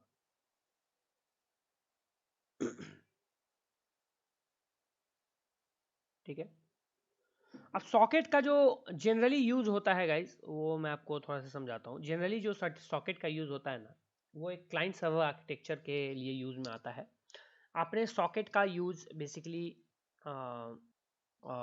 क्या हो जाता है, जैसे कि अगर आप में से किसी ने क्लाइंट सर्वर का कोई कंसेप्ट यूज किया है, कभी भी कोई चैट एप्लीकेशन वगैरह देखा है, या कोई ऐसा एप्लीकेशन बनाया है, कुछ पाइथन में भी बन जाते हैं, बहुत सारे हर लैंग्वेज में बन जाता है, ऐसा कुछ किया हुआ है, तो वहाँ पे आपके सॉकेट्स का आपने यूज़ ऑलरेडी किया भी होगा. एंड पाइथन वगैरह में तो खैर सॉकेट प्रोग्रामिंग अलग से आपको मिल जाती है, सॉकेट के बारे में बहुत कुछ मिल जाता है, ठीक है ना. तो सर्वर जो होता है ना आपका, जो सर्वर, वो सॉकेट को क्रिएट करता है, क्लाइंट सर्वर की बात करें तो, एंड इसको, उस सॉकेट को एक पोर्ट से कनेक्ट कर देता है, या पोर्ट जो होता है उससे अटैच कर देता है, ठीक है. और उसके बाद वो वेट करता है क्लाइंट का. तो मतलब क्या हो जाता है, सर्वर जो होता है क्रिएट करता है एक सॉकेट जिसकी एक IP एड्रेस होती है, इसको अटैच करता है एक पोर्ट से. यानी कि अब आपके पास एक IP प्लस पोर्ट है, एंड उसके बाद वेट करता है, स्टार्ट हो जाता है सॉकेट हमारा, और वेट करता है क्लाइंट के कनेक्ट होने का. ठीक है. बस अब क्लाइंट क्या करता है, वो भी एक सॉकेट क्रिएट करता है, ठीक है. अब क्लाइंट जो है वो भी एक सॉकेट क्रिएट करता है, एंड ये ट्राई करता है कनेक्ट होने का सर्वर के सॉकेट से. जैसे ही कनेक्शन इस्टेब्लिश हो जाती है, जो है आपका कम्युनिकेशन जो है वो स्टार्ट हो जाता है, कम्युनिकेशन जो है वो चलने लगता है. सॉकेट भैया के भी यहाँ पे आपके दो टाइप्स हैं। एक तो आपका डेटाग्राम सॉकेट्स बोला जाता है और दूसरा जो है वो बोला जाता है स्ट्रीम सॉकेट। ठीक है, अब इसमें भी अलग अलग मतलब there are different calls related to these two types जो कि सर्वर एंड क्लाइंट के फॉर्म में सपोर्ट करते हैं। अब जैसे कि क्या होता है सर्वर और क्लाइंट जो होता है, अब इसको मैं यहाँ पे समझा देता हूँ। अब जो आपका सर्वर एंड क्लाइंट होता है, सर्वर एंड क्लाइंट, ये अलग अलग कुछ फंक्शन कॉल्स जो है वो एग्जीक्यूट कर पाते हैं। ठीक है, इनकी अलग अलग कैपेबिलिटीज है। अब सर्वर की थोड़ी ज़्यादा कैपेबिलिटीज है एंड क्लाइंट की थोड़ी कम है ऑब्वियसली। तो सर्वर जो है वो सॉकेट को बना सकता है, तो भैया क्लाइंट भी बना सकता है सॉकेट को। ठीक है, सर्वर जो है वो यू कैन से एक्सेप्ट कर सकता है, लेकिन क्लाइंट एक्सेप्ट नहीं करता है। क्लाइंट क्या करता है, कनेक्ट करता है। तो क्लाइंट के लिए कनेक्ट फंक्शन कॉल हो जाता है। सर्वर जो है वो रिसीव कर सकता है, क्लाइंट जो है वो सेंड करता है, रिसीव नहीं करता है क्लाइंट। ठीक है, मतलब रिक्वेस्ट पहली बार की बात मैं कर रहा हूँ। ठीक है, सेंड यहाँ पे सर्वर रिसीव कर सकता है, क्लाइंट सेंड कर सकता है। अब जब सर्वर ने रिसीव किया, क्लाइंट ने सेंड किया, तो सर्वर फिर सेंड भी करेगा। उस केस में फिर यहाँ पे रिसीव हो जाएगा, तब ये रिसीव करेगा। ठीक है, पहली बार में रिसीव नहीं किया क्योंकि उसने सेंड किया, दूसरी बार में वो रिसीव करेगा ऑब्वियसली, तभी वो कनेक्टिविटी हो पाएगी। फिर उसके बाद सेंड रिसीव जब हो जाती है तो ये क्लोज कर पाएगा एंड फिर ये भी क्लोज कर देगा इस तरीके। लेकिन सर्वर के केस में एक और कॉल फंक्शन कॉल होती है बाइंड की, प्रोसेस बाइंडिंग की एंड लिसनिंग की। ये दोनों जो है वो हमारे क्लाइंट भैया नहीं कर पाते हैं क्योंकि ये दोनों ऑब्वियसली फंक्शन कॉल्स इनके ही है। ठीक है, बाइंड का मतलब हो जाता है कि ये एक तरह का बाइंडिंग के लिए, एक आइडेंटिफिकेशन के लिए यूज में लिया जाता है, और लिसन का मतलब होता है किसी भी तरह के कनेक्शन को रिसीव करने के लिए आपका ये लिसन का जो कॉल है वो यूज में आता है। ये हमारे भैया ये हमारे सॉकेट है। मतलब कि अगर सॉकेट की कोई एड्रेस पूछे आपसे, तो सॉकेट के आईपी 192.168.29.5 कॉलन एंड यहाँ पे कोई भी पोर्ट डाल दो 1 2 3 4, ये पूरी सॉकेट की एड्रेस होगी, IP plus port, that's it. कभी भी जो कभी भी एनी टाइम जब आपका सॉकेट एड्रेस होगा वो आईपी एंड पोर्ट दोनों के साथ ही आएगा, अलग अलग नहीं आएगा। यानी कि आप जो ब्राउजर वगैरह में देखते हो पोर्ट 80 जो आपको दिखता है, पोर्ट 80 जो हिडन पोर्ट है आपका, जैसे कोई फेसबुक की आईपी है मान लो 172.168.23.5 है, कॉलन 80 है, तो ये एक तरह का सॉकेट एड्रेस ही है जो आपको उस सॉकेट के थ्रू बेसिकली आपको किसी प्रोग्राम के किसी भी एप्लीकेशन को एक्सेस करवा रहा है। ठीक है, तो यहाँ पे हम बेसिकली क्लाइंट सर्वर की बात करते हैं, तो इस तरीके से सॉकेट के थ्रू ही कम्युनिकेशन हो पाती है। यही हमारा मेन सॉकेट है जो कि दो कंप्यूटर्स के बीच में कम्युनिकेशन कराता है, दो कंप्यूटर्स के बीच में बातें कराता है अलग अलग, जिसको कि इंटर प्रोसेस कम्युनिकेशन के थ्रू आपकी बातें होती है, मतलब इंटरनली प्रोसेस्ड कम्युनिकेशन होती है दो कंप्यूटर के बीच में एंड वो हमारी बातचीत कंप्लीट हो जाती है। ठीक है, तो आपको आईपी एड्रेस समझ में आ गया होगा। कुछ भी नहीं, एक एड्रेस है सिंपल, किसी कंप्यूटर से कनेक्ट करने के लिए, उससे बातें करने के लिए, उस तक पहुंचने के लिए किसी भी तरह के कोई भी नेटवर्क डिवाइसेज है वहाँ पे आपको आईपी एड्रेस मिल जाती है। ठीक है ना, वहाँ पे आईपी एड्रेस के हमने थोड़ी सी क्लासिफिकेशन देख ली, थोड़ी सी टाइप्स देख ली, बाइनरी नोटेशन वगैरह देख लिया। आईपी एड्रेस के बाद हमने देखा मैक एड्रेस, जो कि आपको समझ में आ गया होगा कि मैक एड्रेस क्या होता है, किस तरीके से काम करता है डेटा लिंक लेयर में, किस तरीके से ये एक सब लेयर है बेसिकली ये लेयर नहीं है आपके किसी लेयर में, वो सब लेयर है। तो इसको थोड़ा सा समझिएगा, कुछ लोग क्वेश्चंस पूछ सकते हैं आपसे कि अच्छा MAC address data link layer में काम करता है कि नहीं, तो नहीं भाई, डेटा लिंक लेयर के एक सब लेयर में काम करता है। ठीक है, एक sub layer, data link layer में दो सब लेयर्स होते हैं, एक लॉजिकल लिंक भी होता है और एक मैक एड्रेस भी होता है, तो मीडिया एक्सेस वाले में ये काम करता है। ठीक है, उसके बाद आपने देखा कि किस तरीके से इसकी क्लासिफिकेशन होती है। फर्स्ट 3 ऑक्टेट जो होते हैं वो OUI जो होते हैं, ऑर्गेनाइजेशनल यूनिक आइडेंटिफायर, जो किसी ऑर्गेनाइजेशन किस ऑर्गेनाइजेशन से ये मैक एड्रेस से बिलोंग करता है उसको बताता है, और लास्ट में एनआईसी का जो एक्चुअल एड्रेस होता है वो बताता है। ठीक है, ये आपने मैक एड्रेस के बारे में देख लिया। मैक एड्रेस को स्पूफ भी किया जा सकता है, देयर आर मल्टीपल टूल्स। काली में तो आपका मैक चेंजर नाम का टूल आता है, टिक्टेनियम करके कुछ एक विंडोज़ का भी टूल आता है, उससे भी हम मैक एड्रेस स्पूफ कर सकते हैं। टेम्पोरली कर सकते हैं, परमानेंट तो आप नहीं कर सकते हैं, ठीक है, याद रखिएगा, permanent you can never, because वो इनग्रेव्ड होता है आपके एनआईसी के ऊपर में। तो आपको एनआईसी के ऊपर में इनग्रेव्ड जब है तो फिर वो मुश्किल है, वो फिर आप नहीं कर पाओगे, ठीक है। तो ये आपने मैक एड्रेस का कंसेप्ट देख लिया। उसके बाद हमने देखा थोड़ा सा एआरपी का भी कंसेप्ट हल्का फुल्का, कि जो ज़रूरत था, जितना ज़रूरत था आपको मैंने बता दिया है, आपको समझ में आ जाएगा कि एआरपी किस तरीके से मैक एड्रेस को खोज के देती है एक आईपी एड्रेस वाले कंप्यूटर के लिए, एंड वो एक नेटवर्क कम्युनिकेशन को सेटअप करती है, ठीक है। जो भी नेटवर्क में कोई डिवाइस खोजता है दूसरे डिवाइस को आईपी हेडर के बेसिस पे, उसमें दिए गए सोर्स डेस्टिनेशन, सोर्स तो जानता ही है जहाँ से आ रहा है, और डेस्टिनेशन जहाँ उसको जाना है, तो उस डेस्टिनेशन वाले आईपी को लेके और घूमता रहता है नेटवर्क में, भटकता रहता है, भाई मैं ये आईपी किसका है।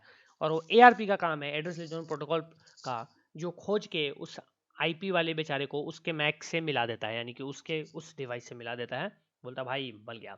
और वही जो आईपी एंड मैक की एंट्री है, वो अपने टेबल में कर लेता है, जिसको हम बोलते हैं ARP table, ARP cash table इसको बोल लो। तो एआरपी कैश टेबल में ये डाल देता है, और नेक्स्ट टाइम अगर वो डिवाइस आती है तो उसको फिर हर डिवाइस से पूछने की जरूरत नहीं है, अपने एआरपी टेबल से ही 192.168.29.4 है, इसकी मैक एड्रेस है 0A0C0D 121416। तो ये डायरेक्टली क्या करता है, इसको उठा के दे देता है, बता देता है कि भाई ये रहा, ये आईपी का ये मैक एड्रेस है, ये बार बार नहीं पूछेगा। तो कम्युनिकेशन फास्ट हो जाती है, एंड वहाँ पे हमारा टाइम जो है बचता है, ठीक है। उसके बाद हमने थोड़ा सा डीएचसीपी के बारे में जाना, डायनेमिक होस्ट कंट्रोल प्रोटोकॉल के बारे में। डायनेमिक बेसिकली इसका काम क्या हो जाता है डीएचसीपी का, ये एक तरह का एक प्रोटोकॉल है जो आईपी एड्रेसेस को एलोकेट करता है। अगर आपने डीएचसी प्रोटोकॉल यूज किया है तो ऑटोमेटिकली आपकी आईपी एड्रेस असाइन होगी नेटवर्क के अंदर में, आपका राउटर जो है उसका यूज करके आपके जितने भी डिवाइसेस कनेक्ट होंगे ऑटोमेटिक उसको आईपी प्रोवाइड करेगी। अगर आपका डीएचसीपी इनेबल नहीं है, मान लो आपने डीएचसीपी की सर्विस को बंद कर दी नेटवर्क विंडोज में, अगर आपने इसको बंद कर दिया, स्टॉप कर दिया, तो आपका जितना भी आईपी एड्रेस असाइन होता था, बेसिकली अब असाइन आप नहीं कर पाएंगे, न्यू आईपी एड्रेसेस को आप असाइन नहीं कर पाएंगे एंड नई आईपी एड्रेसेस जो नई डिवाइस जो है आपके नेटवर्क में कनेक्ट ही नहीं हो पाएगी, ठीक है, क्योंकि डीएचसीपी ही ये काम करता है आईपी एड्रेस का असाइन। अदरवाइज आपको फिर मैनुअली जो है वो आपको आईपी एड्रेस असाइनमेंट जो है वो असाइनिंग जो है वो आपको करनी पड़ती है। उसके बाद हमने सबनेट के बारे में भी पढ़ा, सबनेट किस तरीके से काम करते हैं, किस तरह से ऑपरेट करते हैं नेटवर्क होस्ट को आइडेंटिफाई करने के लिए, सबनेट का किस तरीके से 255 इनका कैसे रोल प्ले होता है, किस तरीके से वो काम होता है, किस तरीके से मैक्सिमम ऑक्टेट अगर वो ऑलरेडी अचीव कर चुके हैं तो फिर उसके बाद वो चेंज नहीं होते हैं, उसके बाद फिर वो फिक्स होते हैं, उसी के कॉरस्पॉन्डिंग आईपी एड्रेस भी वो वहाँ पे फिक्स हो जाती है, लास्ट वाली जो आपकी ऑक्टेट है वो चेंज होती रहती है, एंड फिर वो मैक्सिमम जो 255 तक, तो वहाँ तक आप उसको अटेंड कर सकते हैं, ठीक है। और फिर लास्ट में हमने सॉकेट के बारे में तो पढ़ा ही, सॉकेट किस तरीके से काम करता है, ये सारी चीज़ आपको समझ में आ गई ठीक है। अब ये जो बेसिकली सेशन था ये इसलिए ही था ओनली, और कुछ इसका रीज़न था नहीं कि आपको लेने का, कि आपको समझाना बेसिकली कि क्या होती है आईपी एड्रेसेस, क्या होता है नेट मैक एड्रेस, क्या होता है सब नेट वगैरह, ठीक है। बस ये आपको समझाने की, और कुछ नहीं था इसमें, ठीक है। सो आई होप क्लियर हो गया होगा, इसलिए जो मैंने बोला था कि छोटा सा ही सेशन होगा तो छोटा ही रहा सेशन, ठीक है, ऑलमोस्ट 1.5 आवर्स का ही सेशन रहा है, ठीक है। बाकी जो नेक्स्ट सेशन है इस पे बेस्ड जो नेक्स्ट सेशन होगा वो आपका सचिन जो है फिर से लेगा ही, आप कंटिन्यू कीजिएगा।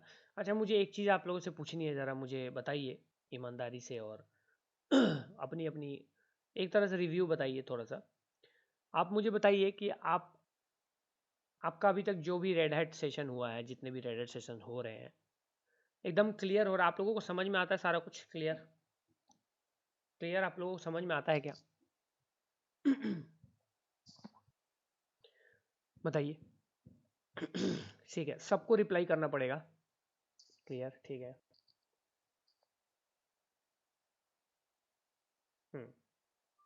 मैं अभी ये जो आपसे पूछ रहा हूँ ये मैं आपसे एक लाइक एक कंपनी के हेड के नाते पूछ रहा हूँ आपसे कि लाइक अगर आप पढ़ रहे हैं, अगर आप सीख रहे हैं, समझ रहे हैं, तो are you getting everything, are you understanding everything, आपको सब कुछ समझ में आ रहा है, ताकि मुझे आपका रिव्यू मिले, आपका रिव्यू बहुत ज़रूरी है, ठीक है ना। तो वो रिव्यू मैं बस पूछ रहा हूँ, क्योंकि मुझे पता है कि सचिन बेस्ट देता है अपना, अपने तरफ से वो पूरी चीज़ देता है, बेस्ट देता है, लेकिन मुझे आपका भी रिव्यू जानना है कि आपका क्या, क्योंकि ज़रूरी नहीं है ना कि आपको समझ में आए सारी चीज़ें, ठीक है ना।